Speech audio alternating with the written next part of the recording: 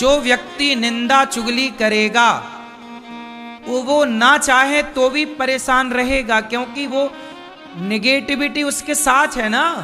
भाई एक बात बताओ, माचिस है, माचिस की तीली निकालो और जरा जलाओ, तो माचिस की तीली किसी और को बाद में जलाती है, माचिस की तीली स्वयं को पहले जलाती है। बात सही है कि गलत है? माचिस की तीली भैया किसी और को दिया बाद में जलाएगी, चूल्हे को बाद में जलाएगी, लेकिन वो तीली पहले स्वयं को जलाएगी। बोलो हाँ कि ना? यही है।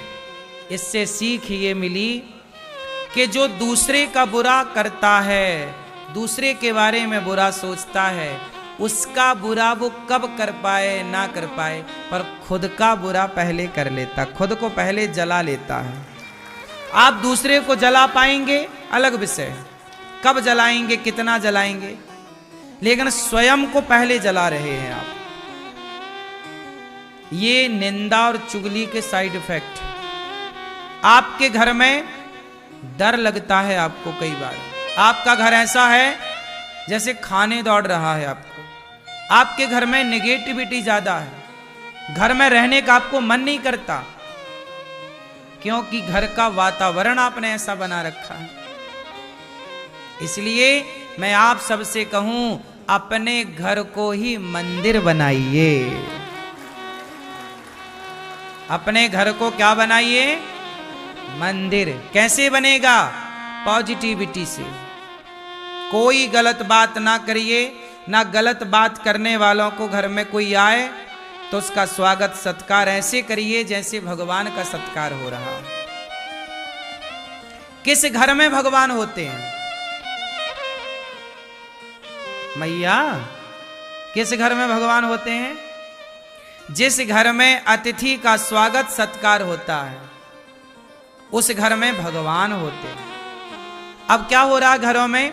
आज 90% घरों में, खासकर स्त्रियां, माताएं, यदि 4 लोग आपके घर में आ गए तो कुछ माताएं, सब नहीं, कुछ स्त्रियां तो बड़ी प्रसन्न होती हैं। अरे हमारे द्वार अतिथि आए, रिश्तेदार है, आओ भैया आओ, क्या लेंगे? चाय लेंगे, कॉफी लेंगे, आओ आओ बैठो।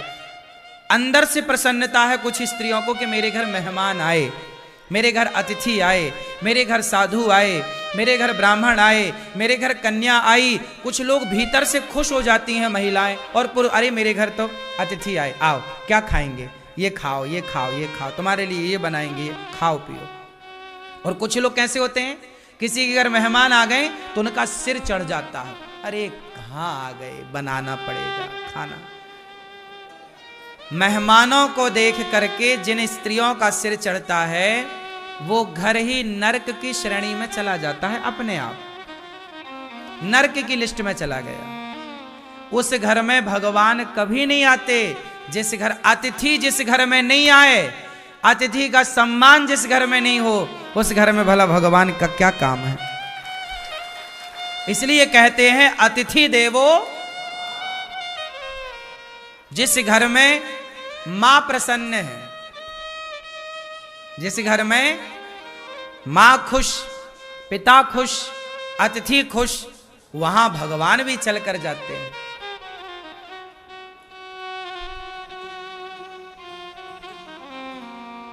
सही है? इसलिए मेरी मां, तुम गृहस्थ हो। वो स्त्रियां अच्छी नहीं होती जो अतिथि को देखकर मुंह बनाती। वो स्त्रियां परम सौभाग्यशाली होती हैं।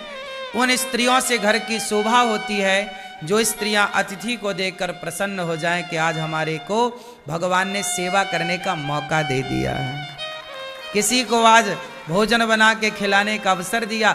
अपना तो तुम रोज खाती हो, रोज बनाती हो, लेकिन जो किसी और के लिए बनाए खिलाए, साधु संत, दीन दुखी, ब्राह्मण, कन्या, तब ना आपके घर में अतिथि के रूप में भगवान, ना जाने किस रूप में नारायण मिल जाए। इसलिए स्त्रियों को कैसा होना चाहिए?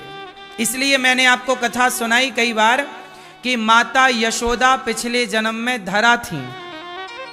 माता यशोदा पिछले जन्म में कौन थी? क्या नाम था उनका? धरा। माता यशोदा पिछले जन्म में धरा थी और वो संतों की सेवा ही करती थी। कोई आए द्वार पर तो खिलाती, और काम क्या करती? जंगल की लकड़ियां काटती। पति पत्नी दोनों, नंद बाबा और यशोदा पिछले जन्म में ये दोनों पति पत्नी थे, और दोनों जंगल की लकड़ियां काट के बाजार में बेचते, जो पैसा मिल जाए तो द्वार पे कोई अतिथि आए तो खवाते थे। एक दिन इनके द्वार पर भगवान आ गए, और भगवान के लिए इन्होंने, जब इनके घर में खाने का रोटी नहीं थी तो किसी से मांगने चली गई कि पैसा उधार दे दो। उसने कहा कि तुम बड़ी सुंदर हो, बहुत अच्छी दिखती हो, यदि तुम अपने स्तन हमें दे दो तो हम स्तन लेकर के और फिर तुम्हें पैसे देंगे। मतलब वो आदमी चरित्र का खोटा था, माता धरा के चरित्र को चाह रहा था। पर माता धरा ने कहा कि तुझे मेरे स्तन चाहिए? हाँ। तो माता धरा ने अपने शरीर से अपने चमड़े को काट दिया, स्तनों को काट दिया, काट कर दे दिया, ये ले। और पैसे उतने लिए जितनी जरूरत थी, बाजार से सामान खरीद कर संतों को जब भोजन कराया तो संतों ने कहा कि ये आपके शरीर से रक्त कैसा? माता धरा ने कहा कि आप अतिथि हैं और आपके लिए भोजन था नहीं, मैं पैसे उधार मांगने गई तो उसने उधार दिया नहीं, कहा कि पहले अपने स्तन दो, तो मैंने अपने स्तन उसे दे दिए। चमड़ा ही तो चाह रहा था, तो मैंने चाकू से काट कर अपने स्तनों को उसकी हथेली में रख दिए। भैया तू ले, स्तन चाहिए ये, और पैसे लेकर मैंने भोजन आपके लिए तैयार किया। पूरा शरीर खून से भरा था माता धरा का, साड़ी पूरी गीली। अब सोचिए इतना घाव हो जाए तो कितना दर्द, जिसके पूरे स्तन काट दिए जाएं चाकू से, उस स्त्री को कितना दर्द होगा। तुम्हें जरा दूध पीने में बच्चा जरा दांत गड़ा दे तो तुम चिल्ला जाती हो कि कितना जोर से बच्चे ने काट दिया। चीख लेती है स्त्री। बच्चे यदि काट दे मां के स्तन को, और चाकू से ही काट दिया, और धरा मां ने अपने हाथ से, कितना दर्द होगा। पर वो सारा दर्द किसके लिए सहा? कि अतिथि भूखा ना जाए। जब यह निष्ठा अतिथि के लिए होती है तब उस अतिथि के रूप से भगवान प्रकट हो गए। माता, मैं तुम्हारी परीक्षा लेने आया था। उस समय आया जब आपके घर में अन्न का एक दाना नहीं था। आपका मैं बहता हुआ लहू देख रहा हूं, खून देख रहा हूं। अगले जन्म में मैं आपका दूध पीकर आपका ऋण चुकाने आऊंगा। वही धरा यशोदा बनी और जगत के पालनहार परमात्मा को माता धरा की संत सेवा का ऋण चुकाने के लिए कृष्ण बनकर उनकी गोद में लेटकर माता का दूध पीना पड़ा। पैदा हुए देवकी से, प्रकट भय प्रकट कृपाला तमद्भुतम बालक मम्बुजे क्षणम चतुर्भुजम शंख गदार युधायुधम। प्रकट भय देवकी से, पर दूध किसका पिया? देवकी माता का दूध नहीं पिया श्री कृष्ण ने। क्यों? पी लेते ना थोड़ा सा? नहीं, माता का पीना है दूध, क्योंकि पिछले जन्म का ऋण चुकाना है। ये देखो, मेरा भगवान भी उनका ऋणी हो जाता है जिनके द्वार से कोई भूखा नहीं जाता। मैंने इन बातों को केवल कहा नहीं, पढ़ा नहीं, जीवन में इसलिए उतारा कि गौरी गोपाल में देखो कोई भूखा नहीं जाता, पता नहीं किस रूप में ईश्वर आए, भोग लगाए। इसलिए गौरी गोपाल में अतिथि की सेवा हो रही है, और हमारे अतिथि आप हैं, और अतिथि हैं भगवान। आप ही हमारे लिए भगवान हैं, कोई और भगवान क्या होगा साहब? आप सब ही भगवान हैं। आप ही प्रसन्न हैं तो सब प्रसन्न हैं। क्यों जी, बात सही है? इसलिए गौरी गोपाल में अतिथियों को भरपेट भोजन मिल रहा है कि नहीं? बोलो हाँ या ना। कोई जात नहीं देखी जा रही है, कोई रूप रंग धर्म मजहब पंथ नहीं देखा जा रहा है, सबको पेट भर रोटी परोसी जा रही है। क्यों जी, बात सही है? सबके साथ गौरी गोपाल में एक सा व्यवहार है। आप रसोई में जाइए, सबको एक साथ भोजन में लाइन में लगकर सबको एक साथ भोजन मिल रहा है। बात सही है कि गलत है?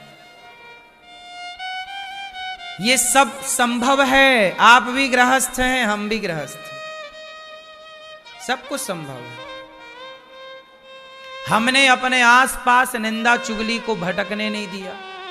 हम भी तो निंदा करें, चुगली करें तुम्हारी तरह बैठे बैठे? टाइम ही नहीं है सब करने का। टाइम है तो पढ़ने लग जाते हैं,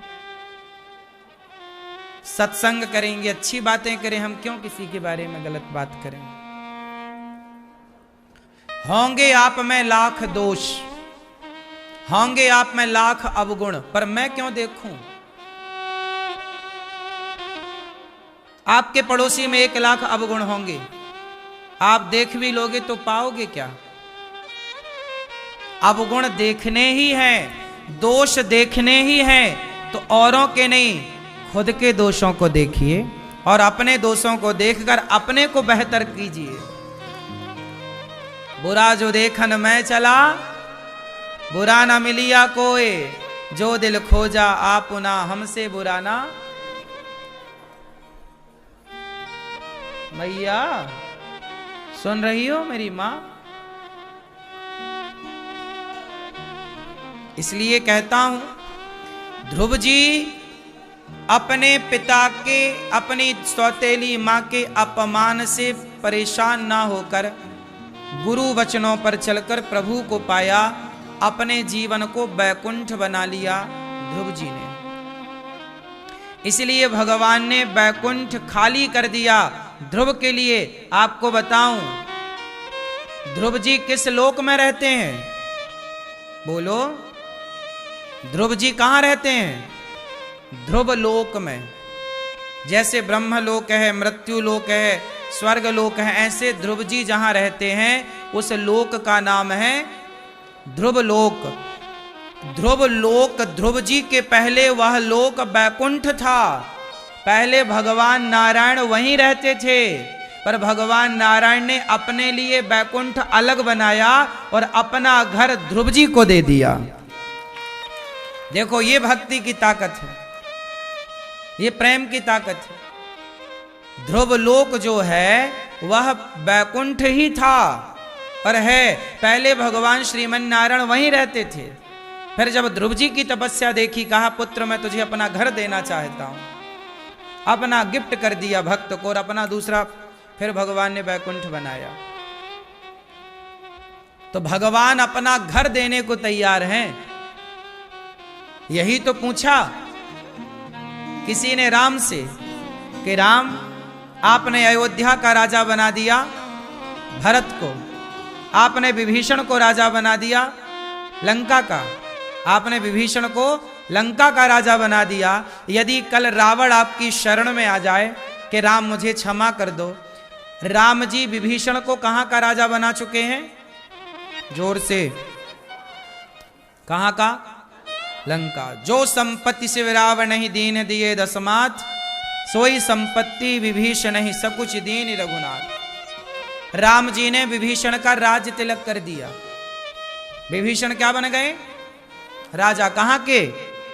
अच्छा, राम जी से किसी ने कहा कि विभीषण को तो आपने लंका का राजा बना दिया, यदि रावण आपकी शरण में आ जाए और कहे कि क्षमा कर दो, तो फिर रावण को कहां का राजा बनाओगे? आपकी तो बात झूठी हो जाएगी। फिर तो या तो विभीषण को राजा बनाओ या रावण को। तब राम ने मुस्कुराते हुए कहा कि यदि रावण मेरी शरण में आ गया तो शरणागत कहूं जे तजही, मैं त्यागता नहीं शरण में आए हुए को। जो शरण में आ जाएगा उसे मैं त्यागूंगा नहीं। सन्मुख हो ही जीव मोहि जबहि, जन्म कोटि अघनासहि तबहि।